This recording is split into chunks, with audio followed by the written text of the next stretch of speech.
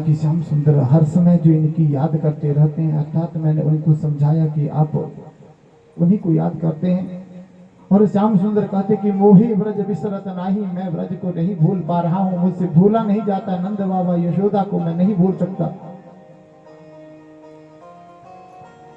अभी मन में सोच रहा होता है, उतने में सब जितने भी ब्रजमंडल वासी हैं, गोपियां हैं, सोच रहे होते हैं मन में, उतने में थोड़ा आगे जब चलने के लिए उद्धव तैयार होते हैं, कुछ कदम चलते हैं तो आगे जैसे जाते हैं तो जैसे ही राधा रानी को देखते हैं तो बिल्कुल स्तब्ध बन के खड़ी है, एक मूर्त बन के बैठी हुई है, आंखों से अश्रुधारा बह रही है। उसको देख करके किसी प्रकार का कि ये तो ना बात कर रही है, ना कुछ भी नहीं करती है, ये सब ब्रजवासी उसको बतलाते हैं कि उसकी याद में ये एक मूर्त बन के रह चुकी है। क्योंकि श्याम सुंदर ने कहा था कि मैं जल्दी आऊंगा, लेकिन आने का वादा तो किया लेकिन आया नहीं। जितने भी ब्रजमंडल की गोपियां हैं सब श्याम सुंदर को पुकारने लगती हैं। सब के सब एकत्रित हो जाते हैं, पुकारने लगते हैं। क्या कहते हैं महाराज? हो मुरली वाले आजा तेरी याद सताए, मेरा ये भरोसा कहीं छूट न जाए, छुपा कहाँ हो आजा रसिया,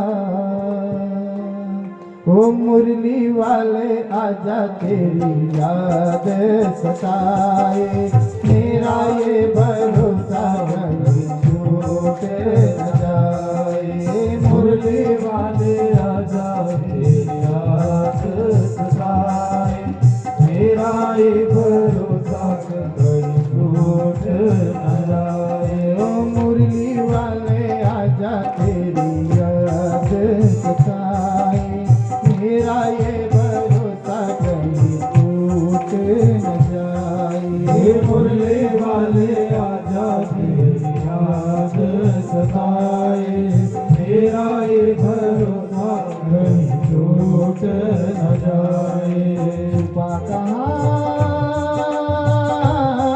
ओ आजा रसिया, मुरली वाले आजा तेरी याद सताए, मेरा ये भरोसा कहीं छूट न जाए। ब्रजवासी जितने भी हैं श्याम सुंदर को बुलाते हैं, महाराज अब तो आ जाओ, हमारा कहीं भरोसा न टूट जाए, कहाँ छुपे हो, हमको छल करके कहाँ जाकर के बैठे हो, आ जाओ।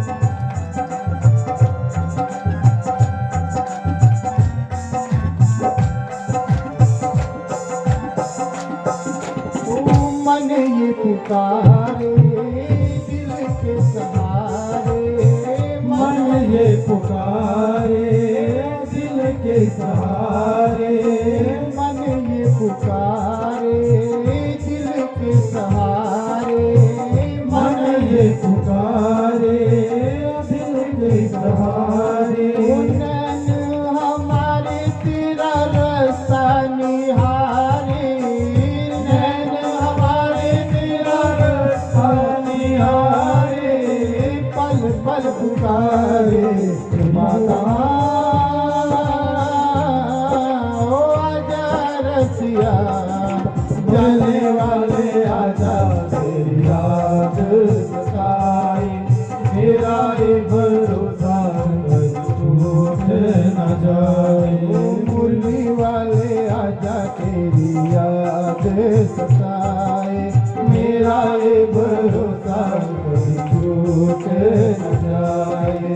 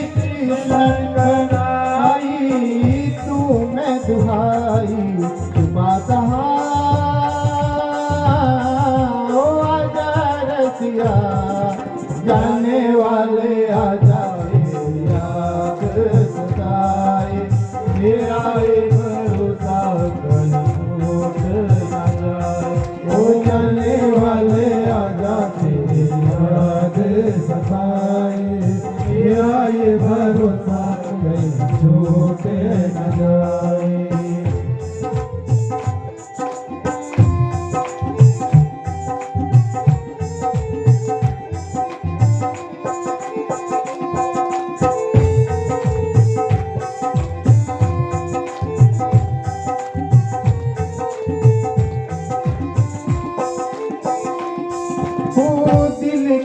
धड़कन गीत तेरे गाए, दिल की धड़कन गीत तेरे गाए, दिल की धड़कन गीत तेरे गाए, दिल की धड़कन गीत तेरे गाए।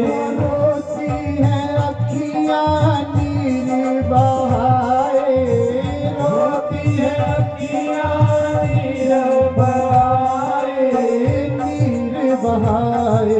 छुपा कहाँ आजा रसिया, हो जाने वाले आजा तेरी याद सताए।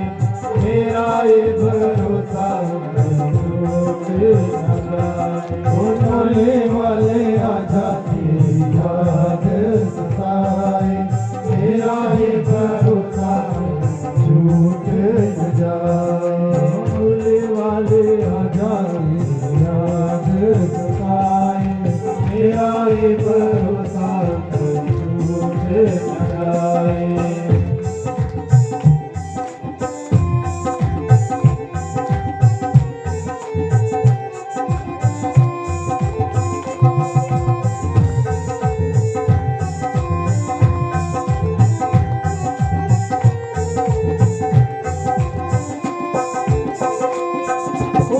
मन ये पुकारे दिल के सहारे, मन ये पुकारे दिल के सहारे।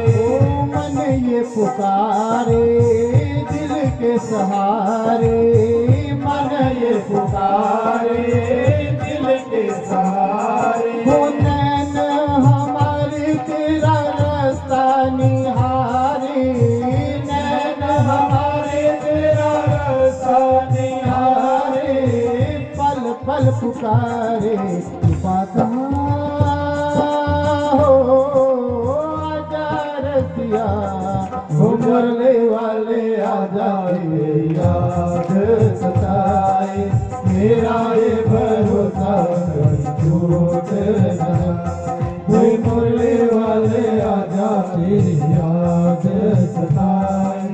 मेरा ये भरोसा छूट न जाए। हो मरने वाले आजा तेरी याद सताए। मेरा ये भरोसा छूट न जाए। हो जाने वाले आजा तेरी याद सताए। ये मेरा ये भरोसा छूट न जाए। हो मेरा ये भरोसा कहीं टूट न जाए। सब जितने भी ब्रजवासी हैं गोकुल में, ब्रज की नारियां बालाएं जो भी है, सब श्याम सुंदर को बुलाते हैं, पुकारते हैं कि कहाँ जाकर के चुप गए हो हमारे प्राण प्यारे, जल्दी आ जाओ, कहीं हमारा ये जो भरोसा है ये कहीं टूट ना जाए। सुखदेव जी महाराज कहते हैं कि राजन, उद्धव को जब गोपियों ने इस प्रकार से अपनी बातें सुनाई तो उसके बाद वो गोपियां उस उद्धव से पूछने लगी, क्या मथुरा वासियों ने हमारे श्याम सुंदर को वहां का राजा बना दिया है? वो कहीं हमें भूल तो नहीं गए? क्या कंस को मारने के बाद अपने परिवार के साथ वो वहां पर अपने वसुदेव और महादेव के साथ आनंद से रह रही है? क्या मथुरा की जो स्त्रियां हैं वो हमारी तरह उसे प्रेम करती हैं? क्या जब वो अपनी माँ के साथ बात कर रहे होते हैं तो क्या हमारी भी किसी प्रकार की बीच में वार्तालाप होती है, हमारा भी जिक्र होता है, या हमें बिल्कुल ही विसरा दिए, भूल चुके हैं? जब भी वो किसी के साथ बातचीत करते हैं तो क्या हम सबका भी नाम लेते हैं? अनेक प्रकार की बातें आज उद्धव से गोपियां पूछती हैं। हे उद्धव, प्रीति ही सौ कौरजे सदा प्रियतम हमारे श्याम, रीति साधन की हम और न बताओ कोई नाम। हम उसके साथ अगाध प्रेम करते जो कभी समाप्त नहीं हो सकता, अथाह अत्यधिक, जो कभी समाप्त नहीं हो सकता। इसलिए हे उद्धव, अब हमसे प्रेम का जो धागा है वो नहीं तोड़ा जा रहा, हम उनके बिना नहीं रह सकते। श्याम के प्रेम के बंधन में हम इस प्रकार से बंध गई हैं कि अब एकमात्र स्वामी सिर्फ श्याम सुंदर ही है।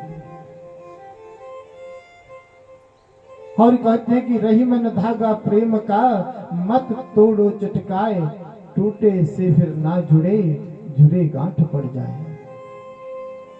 यदि हमारा ये प्रेम का धागा एक बार टूट गया तो उसके पश्चात हमारा प्रेम नहीं रहा, नहीं रहेगा। उन्होंने हमें अनेक कष्टों से बचाया है। यहाँ पर जब थे, अपनी लीलाएं उन्होंने यहाँ पर करी तो उन्होंने हमें अनेक कष्टों से बचाया है। अनेक प्रकार की बातें करती हैं और उद्धव अब उनसे विदा लेता है। मथुरा की ओर चलने के लिए उद्यत होता है। चलने लगता है तो उसे जैसे जैसे रास्ते में जाता है सारी बातें याद आ रही हैं। सारी बातें याद आती हैं कि मैं श्याम सुंदर से इस प्रकार की बात करता था, लेकिन जब मैंने यहाँ पर आकर के देखा है माता की अश्रुधारा उस नाली में इस प्रकार से बह रही है जैसे गांव के पूरे गांव के नलों का पानी उस नाली में बह रहा हो, लेकिन पानी की एक बूंद नहीं, केवल मात्र माता की अश्रुधारा है। और राधा रानी इस प्रकार से एक मूर्त बन के बैठी हुई है। सारी गोपियां ब्रजमंडल वासी सब रुदन करते हैं, रो रहे हैं।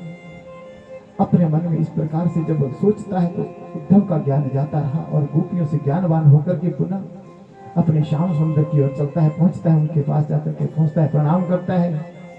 जैसे ही उद्धव को आई हुए भगवान ने देखा तो भगवान बहुत प्रसन्न होते हैं और मन ही मन देखते हैं कि उद्धव अब तुझे पूरा बोध हुआ, ज्ञान हुआ। अब वहां पर जाकर के कहता है कि श्याम सुंदर आप तो कैसे रहते हैं, मैं इतने थोड़े समय वहां पर रहा लेकिन मुझसे वो ब्रज नहीं छोड़ा जा रहा था। आपने इतना समय वहां पर व्यतीत किया लेकिन फिर भी आप वहां से यहां पर ठहर रहे हैं। आपके बिना वहां पर बहुत सूना सूना सा है, बहुत उदास रहते हैं सब ब्रजवासी। श्याम सुंदर कहते हैं उद्धव तभी तो मैं कहता था कि मुझसे ब्रज नहीं विसरत नहीं, मुझसे ब्रज नहीं भूलता। मैं ब्रज के उन ग्वाल वालों को, गोपियों को नहीं भूल सकता हूं, वो मुझसे भूलते ही नहीं। हर क्षण मुझे उनकी याद आती है। पूरी वार्तालाप उद्धव जी महाराज श्याम सुंदर को बतलाते हैं कि इस प्रकार से वहां पर उन्होंने देखा। और सुखदेव जी महाराज कहते हैं कि राजन, अथ विज्ञाय भगवान सर्वात्मा सर्वदर्शनः, शैरंध्र्या काम तप्ताय प्रियमेच्छन गृहं ययो। इसके पश्चात मेरे श्याम सुंदर उस जो सैरंध्री थी, कुब्जा थी, उसके घर में जाते हैं, क्योंकि श्याम सुंदर ने कहा था पहले मामा के यहाँ पर जाकर के आता हूँ, उसके पास आपके पास भी आऊंगा और अक्रूर जी महाराज के पास भी जाऊंगा। चले जाते हैं श्याम सुंदर, उनके पास जाते हैं तो उनका जो काम रोग था मेरे श्याम सुंदर ने एक क्षण में समाप्त कर दिया और उस कुब्जा को, उस सैरंध्री को मेरे श्याम सुंदर ने अपने हृदय से लगा करके आनंदित किया। उसके मन का मोह दूर जाता रहा और उसे उसका भी कल्याण किया। आगे चल करके अक्रूर जी महाराज के पास जाते हैं। नाम कृष्ण रामं च स तैरप्यभिवादितः, पूज्यामाश विधिवत् कृताश्रम परिग्रहान्, पादानवेजनिरापुधार निच्छर संजृपा, अर्हणेवा नाम्रदेव्यै वस्त्रभूषणोत्तमै। श्याम सुंदर को आई हुए अक्रूर जी महाराज ने उनका वंदन आदि किया, उनको बैठने के लिए आसन दिया, पैरों को धुलाया। महाराज उस चरणोदकों को, पैरों से जो धोने से जो जल निकला उस जल को अपने शीश पर लगाया और दिव्य सुंदर वस्त्र दिए। श्याम सुंदर का बहुत अच्छे से श्रृंगार किया और अक्रूर जी कहने लगे, प्रभु आपने कंस जैसे आतताई दुराचारी को मार करके हम यदुवंशियों के ऊपर जो कष्ट था उस कष्ट से हम सबको मुक्त कर दिया। आपके पावन चरण मेरी इस कुटिया में पड़े, मैं धन्य हो गया। और भगवान का वंदन आदि करने लगा। भगवान के लिए अच्छे अच्छे मिष्ठान पकवान 56 भोज जो बनाए थे उनका भोग लगवाया और श्याम सुंदर को बहुत प्रसन्न किया। और सुखदेव जी महाराज कहते हैं, नमः कृष्णाय शुद्धाय ब्रह्मणे परमात्मने योगेश्वराय योगाय त्वामहं शरणं गतः। सुखदेव जी महाराज कहते हैं कि राजन, हे परीक्षित, अक्रूर जी महाराज ने श्याम सुंदर का बड़े अच्छे तरीके से स्वागत किया, भव्य स्वागत किया और उनकी शरण में अपने आप को निछावर कर दिया। उसके पश्चात मेरे श्याम सुंदर वहां से विदा लेते हैं तो जरासंध की जो पुत्रियां थी अस्थि और प्राप्ति, जैसे उनके पति का प्राणांत होता है तो वो अपने पिता के पास जाकर के पहुंच जाती हैं कि उस ग्वाले ने हमारे पति को मार दिया है। पिता के पास पहुंचती है तो पिता से आग्रह करने लगती। जैसे ही पिता जरासंध उनकी बातों को सुनता है तो अपनी एक तेज अक्षौहिणी सेना लेकर के मथुरा के ऊपर चढ़ाई कर लेता है।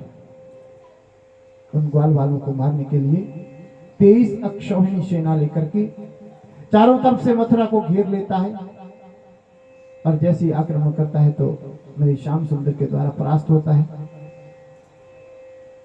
17 बार आक्रमण करता है लेकिन हर बार परास्त होकर के चला जाता है।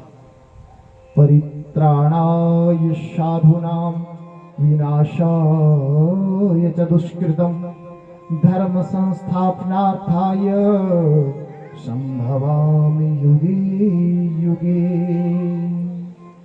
जब जब धरती के ऊपर भार बढ़ता है मेरे श्याम सुंदर आकर के इस धरा का भार कम करने के लिए धरा पर आते हैं और यहां से अधर्म का समूल नाश करके धर्म को पुनः स्थापित करते हैं। जब जब धर्म की हानि होती है, ये अभिमानी दुष्ट जब दैत्य बढ़ जाते हैं, तब मेरे श्याम सुंदर अनेक शरीरों को धारण करते हैं और यहाँ पर आकर के जो सज्जन हैं, जो धर्मात्मा हैं, उनकी पीड़ा को हरण कर लेते हैं, अर्थात उनके दुखों से उनको मुक्ति दिलाते हैं। तुलसीदास जी महाराज कहते हैं कि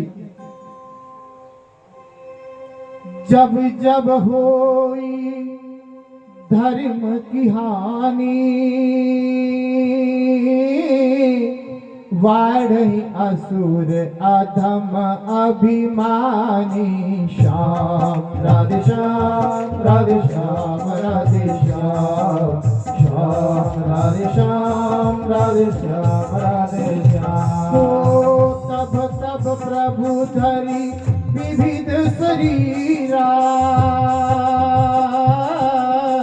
हरहि कृपा निधि सज्जन पीरा। श्याम राधे श्याम राधे श्याम राधे श्याम श्याम राधे श्याम राधे श्याम राधे श्याम। सुखदेव जी महाराज कहते हैं कि हे राजन, जब जब इस धरा के ऊपर अधर्म बढ़ जाता है तो श्याम सुंदर अनेक शरीर धारण करके धरा पर आते हैं और अपने सज्जनों की रक्षा करने के लिए, महात्माओं की, सिद्ध पुरुषों की रक्षा करने के लिए धरा पर आकर के इस धरा से अधर्म को नष्ट करते हैं। मेरे श्याम सुंदर के द्वारा जब उन यादवों की रक्षा की जा रही है मथुरापुरी में, 17 बार जब अक्षौहिणी सेना लेकर के चढ़ाई करी, 17 बार परास्त हुआ, जरासंध परास्त हुआ और अब 18वीं बार जरासंध पूरी तैयारी के साथ काल यवन को साथ में लेकर के मलेच्छों को 3 करोड़ मलेच्छों की सेना को साथ में लेकर के मथुरा के ऊपर आक्रमण करता है। काल यवन की आज समय पर चढ़ाई देख करके दोनों भाई हैरान हो जाते हैं, सोचने लग जाते हैं। दोनों भाई विपत्तियों से छुटकारा कैसे पाया जाए इसके बारे में सोचने लगते हैं। निर्णय लेते हैं कि समुद्र के एक दुर्गम समुद्र के पास एक दुर्गम किले का निर्माण कर दिया जाए और इन दुष्टों से उसी स्थान पर युद्ध किया जाए। सुखदेव जी महाराज कहते हैं कि इति सन्मंत्रया भगवान दुर्गम द्वादश योजनम अंतः समुद्रे नगरम कृत्यास नादभूतम चीकर।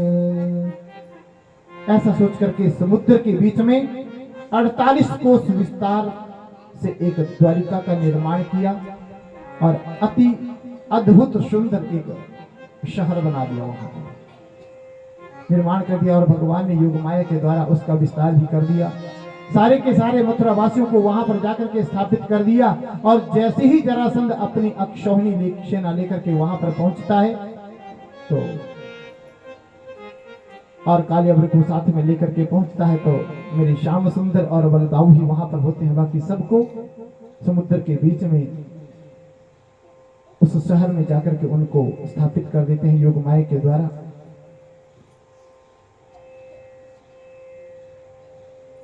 उस जरासंध ने क्या किया कि कालियवन को अपने साथ इसलिए मिलाया कि कालियवन ब्राह्मण है और जो श्याम सुंदर हैं ब्राह्मण के ऊपर हाथ नहीं उठाएंगे, इसलिए जरासंध ने उनको अपनी सेना का मुखिया बनाया, क्योंकि श्याम सुंदर ब्रह्म हत्या नहीं करेंगे। वहां से युद्ध से पलायन कर सकते हैं लेकिन ब्राह्मण के ऊपर किसी प्रकार का आघात नहीं करेंगे और हमारी जीत हो सकती है। इस प्रकार महाराज वहां जैसे ही श्याम सुंदर उनको अपनी तरफ आते हुए देखते हैं, दोनों भाई वहां से दौड़ जाते हैं, प्रवर्षण पर्वत के यहां पर चढ़ जाते हैं जहां पर सदैव वर्षा होती रहती है। उस पर्वत पर चढ़ जाते हैं। जरासंध उनको बहुत खोजता है, सब जगह ढूंढता है, लेकिन कहीं भी उन दोनों भाइयों का पता नहीं लगता है। फिर क्या करता है कि पर्वत के चारों तरफ से आग लगा देता है। कोई बात नहीं, ऐसे नहीं मिलते हैं तो जल करके दोनों भाई ऐसे ही मर जाएंगे।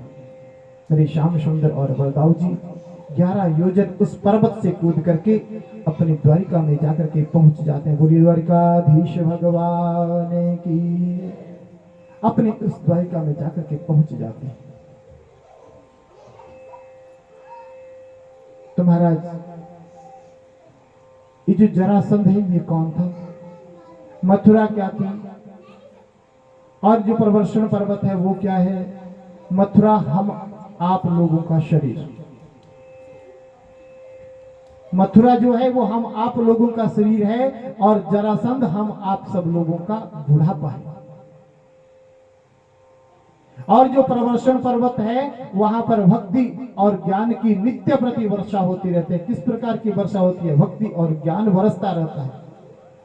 लेकिन हम आप लोग जो प्राणी हैं, हम आप लोगों के मन में चित्त में सदा क्लेश, वैर, द्वेष, घृणा ये सब विराजमान रहते हैं। जब तक हमारे मन के अंदर से ये सब चीजें नहीं निकलती हैं तब तक हमें ये जो मथुरा नाम का जो शरीर है और जरासंध नाम का जो बुढ़ापा है ये हमें नहीं छोड़ सकता। हमें द्वारिकाधीश के भगवान के दर्शन कब होंगे, जब हम इन सब चीजों का त्याग करेंगे, अपने मन से इन सब गांठों को खोलेंगे। मन के अंदर, हमारे चित्त के अंदर जब इस प्रकार के सत्संग सुनने को हमें मिलेंगे, ऐसे सत्संगों में हम जाया करेंगे, श्रवण किया करेंगे, तब हमें ज्ञान होगा और तब जाकर के हम सब आप लोगों का कल्याण होगा और भगवान की साक्षात श्री हरि के हम सब आप लोगों को दर्शन हो सकते हैं। और द्वारिका क्या है महाराज, द्वारे द्वारे कम,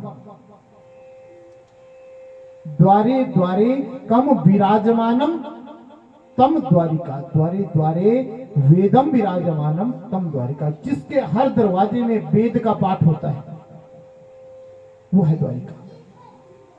तो द्वारिका क्या, हम आप लोगों के घर में, सबके घर में द्वारिका है। किस लिए, किस प्रकार बनेगी द्वारिका, जब घर में भगवान के नाम का स्तवन करें। हर रोज नहाने के बाद भगवान के पास जाकर के ज्योत जगाएंगे, धूप करेंगे, तब जाकर के घर में द्वारिका होती है। और जो द्वारिका है उसके हर एक दरवाजे में वेद पाठ सुनाई देता है। ऐसी है द्वारिका। बुरी द्वारिकाधीश भगवान की। समय व्यतीत होने लगा महाराज, बहुत अच्छी प्रकार से मेरी श्याम सुंदर अपना जीवन यापन करने लगे। सब द्वारिकावासी बहुत प्रसन्न हो जाते हैं। समय व्यतीत होने लगा और उधर सुखदेव जी महाराज से राजा परीक्षित पूछते हैं कि महाराज, भगवत क्षतुमिच्छामि कृष्णस्यामित तेजसः यथा मागधशाल्वादीनां जित्वकन्यम् उपहारतः। कि हे प्रभु भगवान श्री कृष्ण, मगध के जो राजा थे शिशुपाल और शाल्वादी राजाओं को जीत करके मैंने सुना है कि किसी कन्या को वहां से हरण करके लाए थे।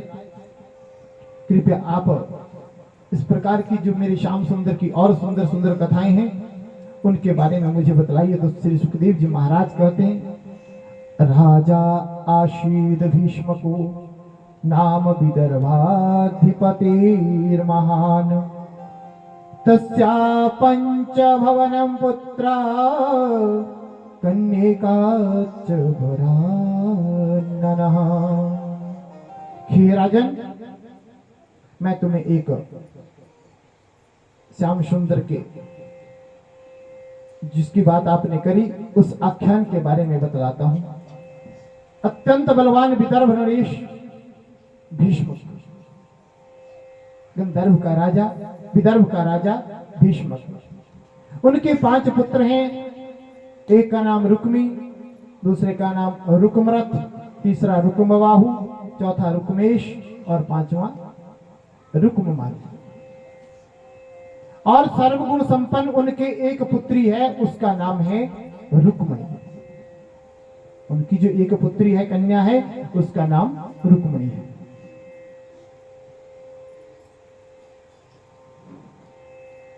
रुक्मणी जवान हो जाती है तो परिवार में वार्तालाप होती है कि रुक्मणी का विवाह कर देना चाहिए। बात चलती है तो जितने भी सब परिवार के सदस्य हैं, माता पिता और सबसे बड़ा भाई जो रुक्मी है, उनको छोड़ के, तीनों को छोड़ करके और जितने भी 4 भाई हैं, ये सब चाहते हैं कि हमारी बहना का जो विवाह हो किसी अच्छे घर में हो।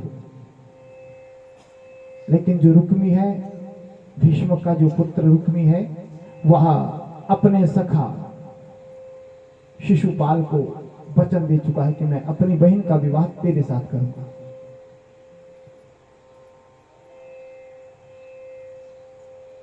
ये 4 भाई इस बात को नहीं मानना चाहते हैं कि हमारे बहन एक ही बहना है और उसका विवाह अच्छे घराने में होना चाहिए, अच्छे घर में होना चाहिए। लेकिन भाई के आगे कुछ नहीं बोल सकते। और रुक्मणी को जब इस बात का पता चलता है तो अपने मन ही मन श्याम सुंदर का ध्यान लगाती है और मन ही मन उनका वर्ण कर लेती है कि मैं यदि विवाह करूंगी तो श्याम सुंदर तुम्हारे साथ, नहीं तो अपने प्राण दे दूंगी।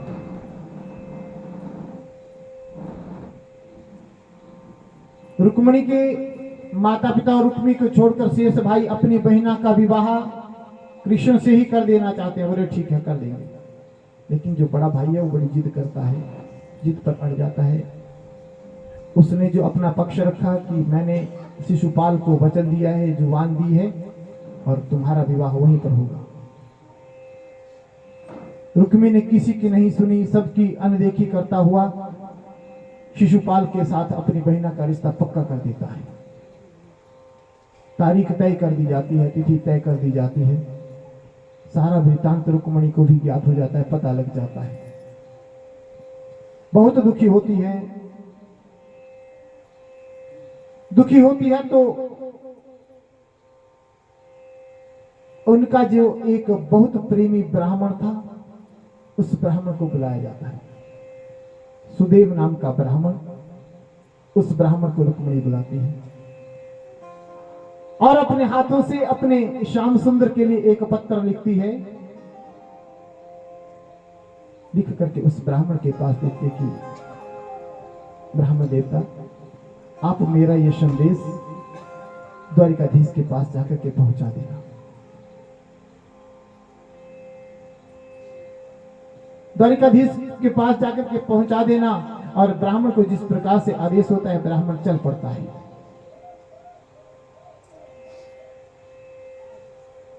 द्वारिका में जैसे ब्राह्मण देवता पहुंचते हैं तो पहले तो द्वारिका को देखते देखते आनंदित हो जाते हैं, बहुत खुश हो जाते हैं कि इस बहाने से कम मुझे श्याम सुंदर के दर्शन तो मिलेंगे। बहुत प्रसन्न होता है। द्वारिका में जाकर के पहुंच जाता है, ब्राह्मण का आदर सत्कार किया जाता है।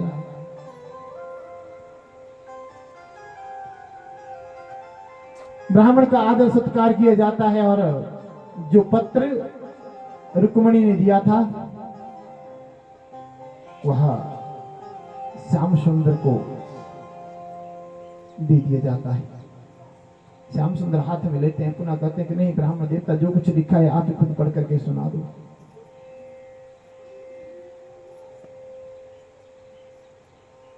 तो उस पत्र में उसने लिखा था कि पूर्वी द्युरस्ति महती कुलदेवी यात्रा यश्याम बहिर्नव वधूर गिरिजा मुपियात।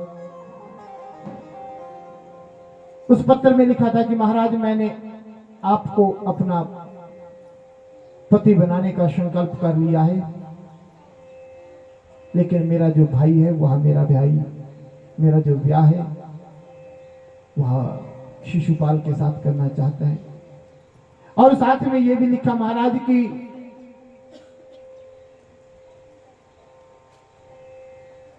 जो मणि है वो किसके पास होनी चाहिए, दुष्ट के पास या अच्छे व्यक्ति के पास। जो अच्छी वस्तु है वो किसी शेर को मिलनी चाहिए या गीदड़ को। अनेक प्रकार की ऐसी बातें कही। उन सब बातों को जब ब्राह्मण के मुखारविंद से मुख से श्याम सुंदर सुनते हैं तो बहुत खुश होते हैं। और साथ में लिखा कि जैसे ही विवाह की तिथि पढ़ी कि इस दिन विवाह है, तो लिखा था कि उससे पहले मां कुल देवी के अंबिका के मंदिर में हम आते हैं। अंबिका के मंदिर में मैं जैसे ही आऊंगी उस समय आपने महाराज वहां से मेरा हरण कर लेना और मुझे ले जाना। मैं वहां पर अपनी सखियों के साथ आऊंगी, वहां से तुम मेरा हरण करके मुझे ले जाना। यदुनंदन बहुत खुश होते हैं।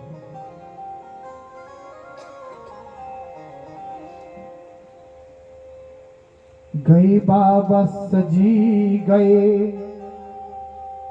गए सरदार, तो ऐसे सजी गयो श्री कृष्ण जैसे वसंत वहां। रथ में बिठाए पंडित को भेजा विदर्भ नरेश, स्वागत कियो भीष्मक के मानी है खुशी अनेक। मेरे श्याम सुंदर को जैसे पता लगता है कि इस प्रकार की बात है, तो आज बहुत सुंदर वस्त्र धारण करते हैं, बहुत सुंदर वस्त्रों को धारण करते हैं और भैया को साथ में लेते हैं। भैया आप भी हमारे साथ चलो। लेकिन जब इस प्रकार की बात